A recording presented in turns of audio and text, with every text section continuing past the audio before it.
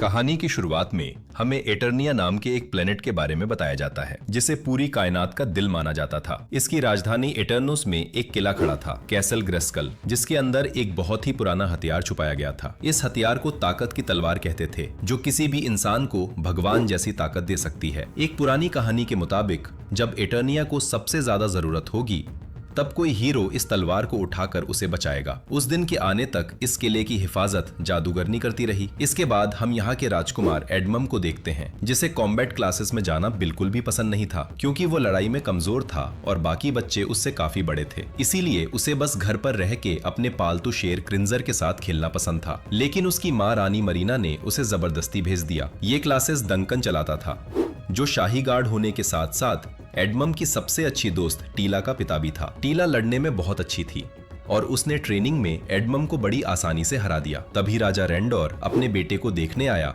और ये देखकर मायूस हो गया कि उसका बेटा इतना कमजोर है। उसने एडमम को असली तलवारों से लड़ने पर मजबूर किया और फिर जोरदार वार करके उस बेचारे बच्चे को गिरा दिया। फिर रेंडोर ने एडमम से यह बुलवाया कि इस दुनिया में कमजोरों के लिए कोई जगह नहीं होती। बाद में टीना ने एडमम को समझाने की कोशिश की कि कोई बात नहीं, जैसे भी हैं पापा है तुम्हारे। पर तभी उनका ध्यान कैसल ग्रेस्कल की तरफ गया, जहां जादूगरनी चमक रही थी। अचानक आसमान में दुश्मन जहाजों का एक बड़ा झुंड आ गया। वो लोग शहर में धड़ाधड़ बम बरसाने लगे, तो डंकन ने फौरन अपनी आर्मी को उनसे लड़ने भेज दिया। जैसे ही दुश्मन महल के पास उतरे, शाही गार्ड्स में से कुछ खास सिपाही सामने आए, जिन्हें हिरिक वॉरियर्स कहते थे। रमैन ने सीधा अपने जोरदार सर की टक्कर से हमला किया। मैकेनिक ने अपनी गर्दन लंबी करके कई दुश्मनों को गिराया और फिर फिस्टो ने अपने लोहे के हाथों से धड़ाधड़ मुक्के बरसाए। पूरे शहर में जब हिंसा फैल गई, तब डंकन ने टीला और शाही परिवार को इस लड़ाई के बीच से निकाला। उसके गार्ड्स जल्द ही मारे गए। फिर भी वह अकेला ही कई दुश्मनों से भिड़ता रिलेशन। एक गलियारे में उसका सामना खतरनाक ट्रैप जॉ से हुआ, तो डंकन ने बाकियों से कहा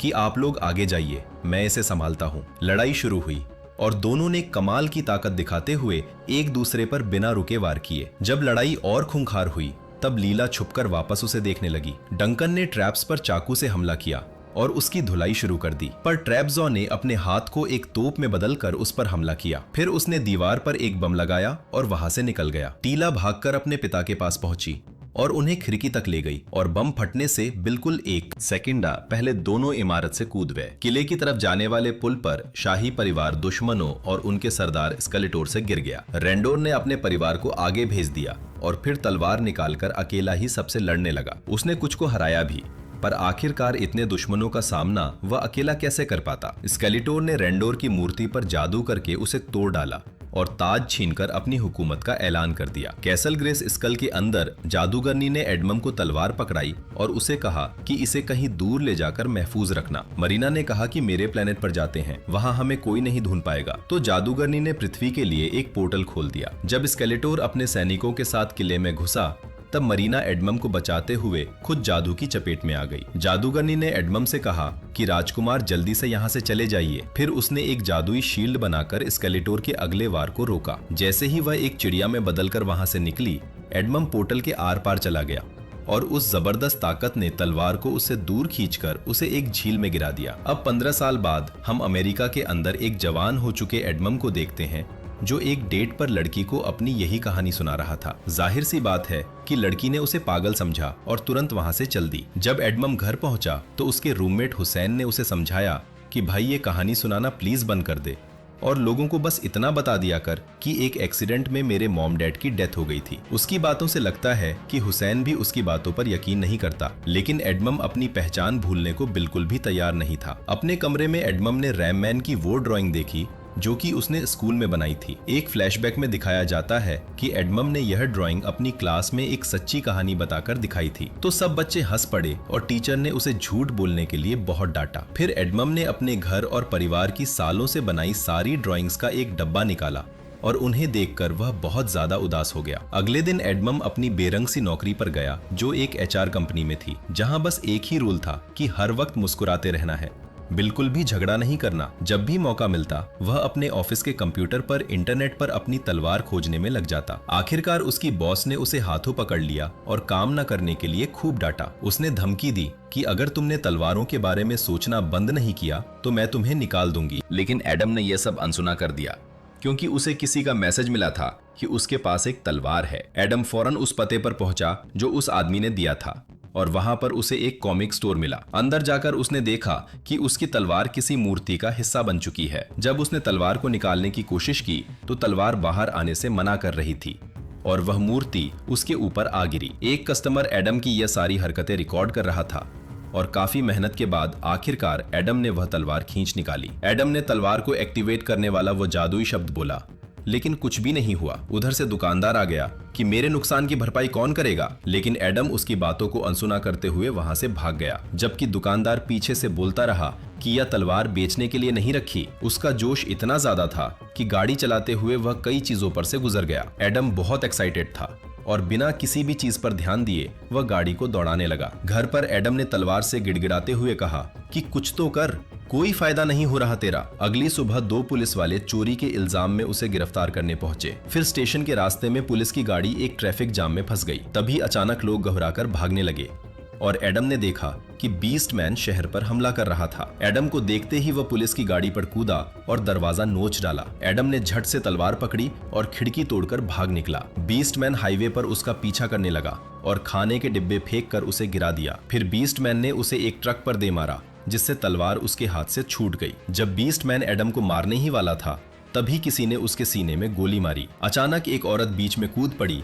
और अपने हथियार से बीस्ट मैन पर कई वार करके फिर गोली चलाई, जिससे वह हाईवे से नीचे जा गिरा। जब उस औरत ने मुड़कर एडम को उसके नाम से पुकारा तब उसे एहसास हुआ कि यह तो टीला है। लेकिन इससे पहले कि वह एक दूसरे से ढंग से मिल पाते तभी अचानक से बीस्ट मैन ने टीला पर हमला कर दिया। लेकिन टीला ने उसे गाड़ी के दरवाजे से दूर फेंक दिया। फिर उसने तलवार उठाई और एडम के साथ छिप गई, जबकि बीस्ट मैन गाड़ियां धकेलते हुए उन्हें ढूंढता रहा। टीला ने बताया कि तलवार ने एक सिग्नल भेजा था, इसी वजह से वो और बीस्ट मैन दोनों आखिरकार उस तक पहुंच पाए। दोनों भागने लगे और टीला तो आराम से हाईवे से कूद गई, पर एडम की छलांग इतनी अच्छी नहीं रही और वो लगभग ट्रैफिक की चपेट में आ ही गया। बीस्ट मैन तेजी से उन तक पहुंचा, पर तभी एक ट्रक ने उसे कुचल दिया। टीला और एडम भागते रहे और आखिरकार एक पार्क में उन्हें उसका शिप मिला, जहां भीड़ हैरानी से उन्हें देखती रह गई। वह झट से अंदर चढ़े और बीस्ट मैन के वहां पर आने से पहले ही दरवाजा बंद करने में कामयाब हो गए। जब उसने शिप पर लटकने की कोशिश की तब टीला ने पोर्टल चालू कर दिया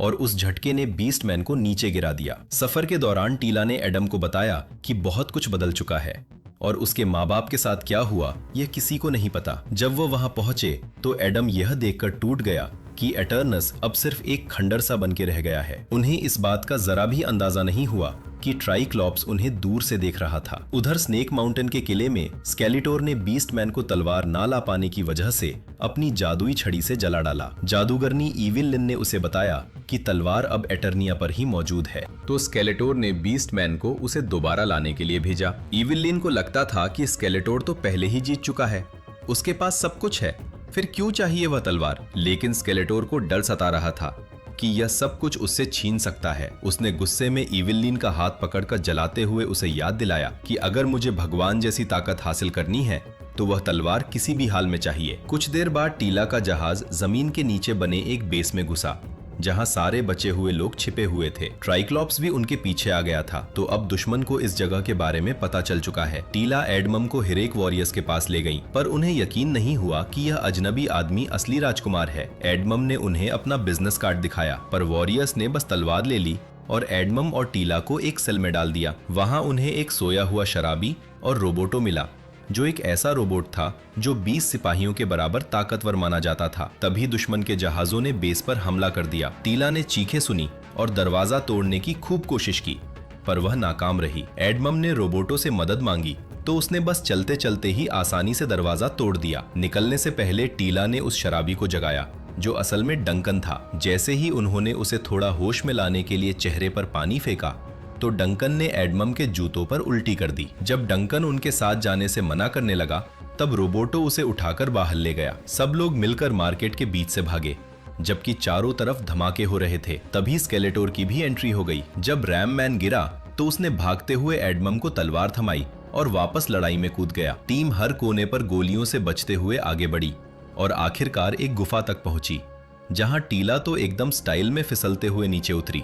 लेकिन बाकी सब थोड़ा बेढंगे तरीके से। फिर वह कुछ डिब्बों के पीछे छुपे और उन्होंने देखा कि ट्रैप जो कुछ सिपाहियों के साथ वहां पर आ पहुंचा है। डंकन उससे दोबारा लड़ने से डर रहा था, इसलिए एडमम आगे बढ़ा और एकदम ऑफिस वाले अंदाज में प्यार से बात करने लगा, स्माइल के साथ। सीधी सी बात है कि ट्रैप जो की बातचीत करने में कोई दिलचस्पी नहीं थी, इसीलिए वह एडमम पर हमला करते हुए उसे पुल के किनारे तक ले आया। एडमम ने खुद बचते हुए ट्रैप जो को धक्का देने की कोशिश की, पर उसने एडमम को आसानी से फेंक दिया। टीला ने उसे याद दिलाया कि तलवार को कैसे इस्तेमाल करना है, और जैसे ही इस बार एडमम ने उसे छुआ, उसे जादूगरनी दिखी जो उसे वह शब्द बोलने को कह रही थी। एडमम ने तलवार निकाली और जोर से कहा, by the power of grace, कल आई हैव द पावर। इसी के साथ एक जादुई बिजली तलवार पर गिरी और सारे सिपाहियों को गिरा दिया। इस जादू ने एडमम को ग्रेस कल के चैंपियन में बदल दिया, लेकिन ट्रैपजॉ ने इस बारे में ज्यादा न सोचते हुए एडमम पर हमला करके उसे निहत्था कर दिया। एक लड़ाई छिड़ी और इस बार एडमम पहले से ज्यादा तैयार था। उसने ट्रैपजॉ के वार आसानी से रोके और उसे धकेलने भी नहीं दिया। हालांकि उसे मुक्के मारने पर उसके हाथ में थोड़ा दर्द हुआ। उसके कड़ों ने ट्रैपजॉ की सारी गोलियां रोक दी, जिससे वह पास पहुंचकर उसका मशीनी हाथ पकड़कर तोड़ सका। अब वह इसी हाथ से सारे सिपाहियों को मारने लगा। इसके बाद उसने तलवार वापस ली और टीला की शिप ने भाग निकला, जबकि स्केलेटोर गुस्से से यह सब देखता रह गया। उसने अपने आदमियों की नाकामी पर उन्हें डांटा और हीरो के पीछे भेज दिया। जल्दी ही दुश्मन का बेड़ा टीला के शिप का पीछा करने लगा और उस पर कुछ लेजर दागे, जिससे शिप को बहुत नुकसान पहुंचा। टीला ने मौका देखते हुए जहाज को आसमान में ऊंचा उड़ाया, पर वह दोबारा टकरा गया और उसमें एक बड़ी तरेड़ पड़ गई। जब एक दुश्मन जहाज ने कॉकपिट पर सीधा हमला किया, तब टीला ने एडमम को पीछे भेजा, जहां उसे एक एयर बाइक मिली। उसे वह चलानी नहीं आती थी, तो थोड़ा टाइम तो लगा, लेकिन आखिर में उसने उड़ान भरकर दुश्मन को अपने पीछे लगा लिया। उसी वक्त टीला ने एक पंख से कॉकपिट पर हमला करने वाले सिपाही को मारकर हटा दिया। बदकिस्मती से दरार इतनी बड़ी थी कि शिप गिरने लगा। इसी बीच एडमम की बाइक भी टकरा गई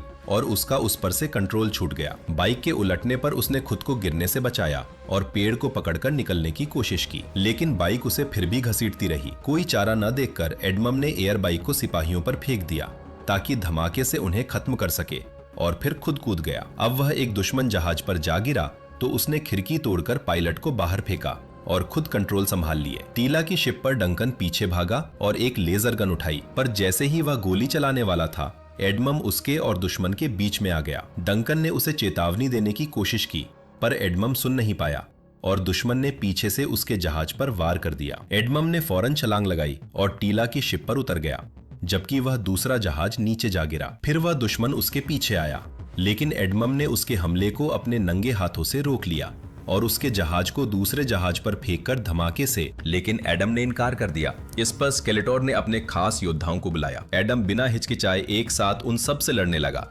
और अपनी गजब की ताकत दिखाई। निहत्था होने पर उसने एक सिपाही को ही हथियार बनाकर बाकी सबको जमकर मारा। उनमें एक ऐसा राक्षसी सिपाही भी था जिसके बदन पर कांटे लगे थे। उसका इस्तेमाल भी एडम ने वार करने के लिए किया। जब आखिर में उसे अपनी तलवार वापस मिली तो दुश्मनों ने उसे तुरंत घेर लिया, पर एडम एक झटके की लहर के साथ उठा और सबको दूर धकेल दिया। लड़ाई चलती रही और एडम ने हर योद्धा को संभाला, चाहे उसकी ताकत कितनी भी अजीबोगरीब क्यों न हो। रेंडर यह सब कुछ देखता रहा और आखिरकार उसे अपने बेटे पर गर्व महसूस हुआ। इसके बाद गोटमैन ने मौका देखकर अपनी कुल्हाड़ी से एडम पर हमला किया और उसे लावा के ऊपर बने पुल पर घेर लिया, पर एडम ने उसके सींग तोड़कर ऐसा मुक्का मारा कि वो लावा में जा गिरा। जब सारे योद्धा गिर गए, तब एडम स्केलेटोर पर हमला करने के लिए तैयार हुआ, पर इविल लिन ने अपने जादू से उसे जमा दिया। लेकिन जब स्केलेटोर कहने लगा कि इसके बाप रेंडोर को मार ही देता हूँ, तब एडम के गुस्से ने उस जादू को भी तोड़ दिया और उसने एक जबरदस्त वार किया। इस हमले से स्केलेटोर तो बच गया, पर वह सीधा दीवार पर जाकर लगा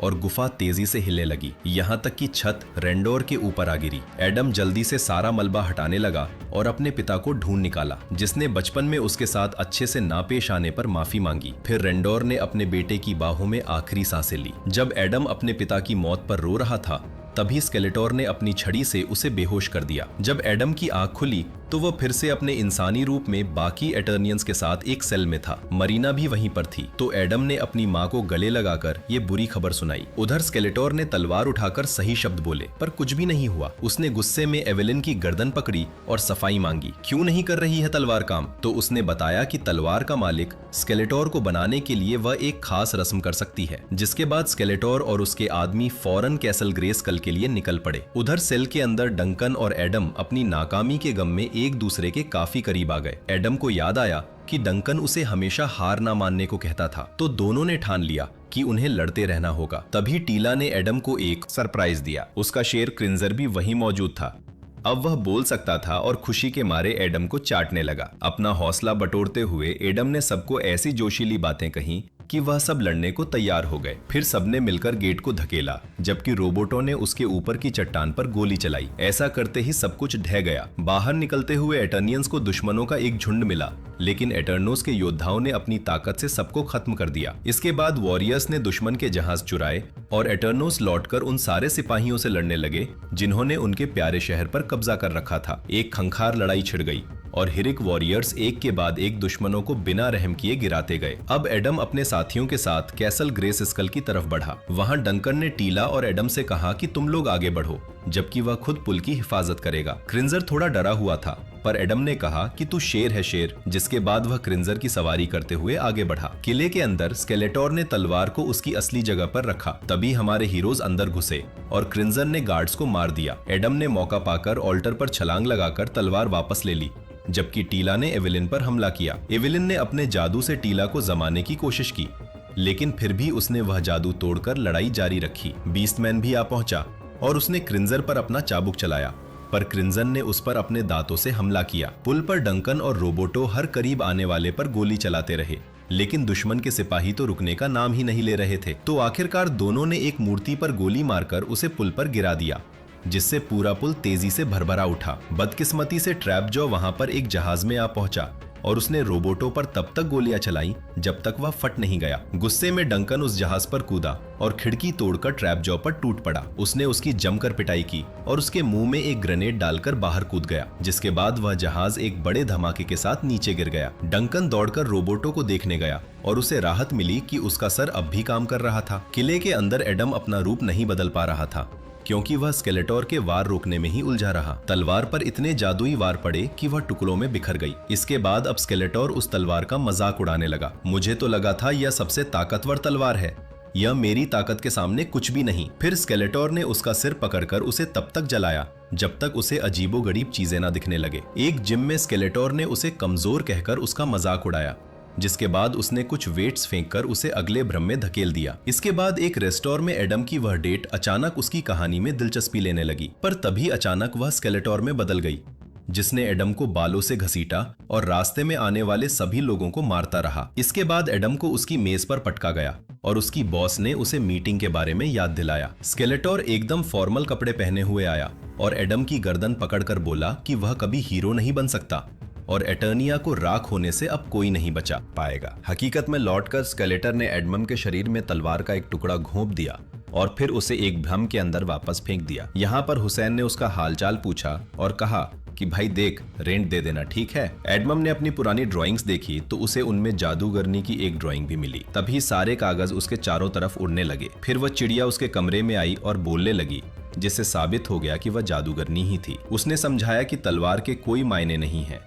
वो शब्द आई हैव द पावर इसलिए कहे जाते हैं क्योंकि तलवार ने पहले ही अपनी ताकत तुम्हें सौंप दी है। जैसे ही उसका सीना चमका, जादूगरनी ने अपना रूप बदला और उसे बताया कि मैंने तुम्हें इसलिए चुना था क्योंकि तुम्हारी दया और इंसानियत तुम्हें एक बेहतर हीरो बनाएगी। फिर एडमम असली दुनिया में जागा और उसने अपने सीने से तलवार निकाल ली। उस ताकत ने उसकी चोट भी भर दी थी और तलवार के बाकी टुकड़े अपने आप जुड़कर पूरे हो गए। एडमम ने वो जादुई शब्द बोले और आखिरकार पूरी ताकत के साथ बदल गया। जादूगरनी की यह बात याद रखते हुए एडमम ने स्केलेटर से बात करने की कोशिश की और उससे कहा कि क्या रखा है लड़ाई में, अपने लोगों को खुश रखो, एक अच्छे राजा बनो तुम। स्केलेटर हंसा और अपने जादू से एडमम पर हमला कर दिया, जिससे एक और जबरदस्त लड़ाई छिड़ गई। लड़ते हुए वो एडमम का मजाक उड़ाता रहा। उसे लगता था कि एडमम को इस ताकत का इस्तेमाल ही नहीं करना आता। जब स्केलेटर ने उसे घेरा तब एडमम की आंखें चमकी और उसने सीधे तौर पर कहा कि मुझे अपनी ताकत का इस्तेमाल करना बखूबी आता है। वह बस बिना बात के वायलेंस करना नहीं चाहता, लेकिन लगता है मेरे पास कोई और चारा नहीं है। इसके बाद उसने बिना रुके स्केलेटर की पिटाई शुरू कर दी। एक खंबे पर उसे पटकने के बाद एडमम ने अपनी मुट्ठी में ताकत धरी और उसे एक आलू की बोरी की तरह इधर उधर पटकता रहा। अपने सरदार को हारता देख इविल लिन किला छोड़कर भाग गई। स्केलेटर ने एडमम पर जादू से हमला करने की कोशिश की, लेकिन कोई असर नहीं हुआ। हारने के डर से हताश हुआ स्केलेटर बात करने को राजी हो गया। तब एडमम ने उसकी छड़ी पकड़ी और उसमें तब तक ताकत भरी जब तक वह फट नहीं गई। इससे एक जबरदस्त लहर पूरे इलाके में फैल गई। स्केलेटर का शरीर भी फट गया, बस पीछे उसकी खोपड़ी रह गई। फिर एडमम अपने दोस्तों से मिला और वह सब मिलकर वहां से निकल पड़े। 6 महीने बाद एटर्नोस लगभग पूरी तरह दोबारा बस चुका था और मरीना फिर से रानी की गद्दी पर लौट आई। रोबोटो को एक नया शरीर मिल गया और हुसैन को भी आखिरकार इस शहर में लाया गया ताकि वह एडमम की कहानी पर यकीन कर सके। जब रोबोटो को एक गांव से मदद का सिग्नल मिला, तब एडमम ने खुद को बदला और क्रिंजर पर सवार हुआ, जिसने अब एक कवच भी पहना हुआ था। अब एडमम लोगों की मदद ही मैन के नाम से करने लगा। वीडियो पसंद आई तो लाइक कर देना, चैनल को सब्सक्राइब कर लेना। मिलते हैं अगली वीडियो। दोस्तों, अगर आपको आज की यह मूवी एक्सप्लेनेशन पसंद आई हो तो वीडियो को लाइक जरूर करें और चैनल को सब्सक्राइब करके हमारे साथ जुड़ जाएं। नीचे कमेंट करके बताइए कि अगली बार आप किस फिल्म या वेब सीरीज की कहानी देखना चाहते हैं। हो सकता है आपकी रिक्वेस्ट ही हमारी अगली वीडियो बन जाए। वीडियो देखने के लिए आपका बहुत बहुत धन्यवाद। मिलते हैं जल्द ही एक और शानदार और रोमांचक मूवी एक्सप्लेनेशन के साथ। तब तक के लिए अपना ख्याल रखिए।